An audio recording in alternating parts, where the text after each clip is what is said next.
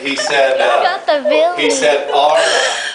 our trustee board wants you to do a walkthrough with Pastor Rob tomorrow. Oh my gosh! And they don't. He said here's one thing we don't want. We don't want to get into it and have you guys change your mind.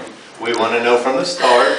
And he said so he would like you just to do a walkthrough with Pastor Rob tomorrow. And on that walkthrough, he said he would like a verbal commitment. Then it will go from the trustees to the people. And he said, Bob, in our church, when the trustees recommend something and they back something, it goes.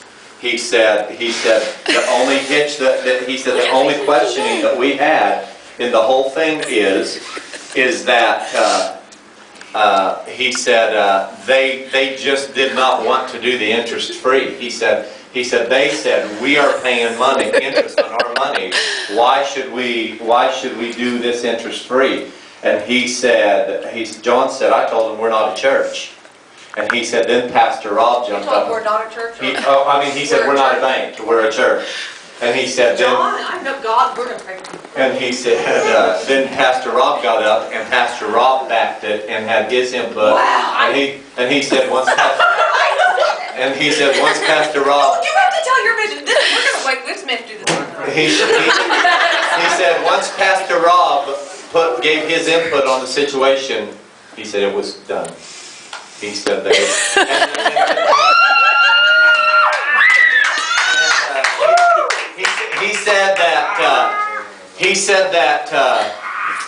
He told them. He said they want to be in there by Easter. And he said, so Bob, we've got it. He said, our people have it set to get you in there by Easter. Oh, that is awesome. Yes. That's what we need. Now, here's what we need to pray. Guys, it would be very, very strenuous for us to keep this and that. For very long of a time, it would be.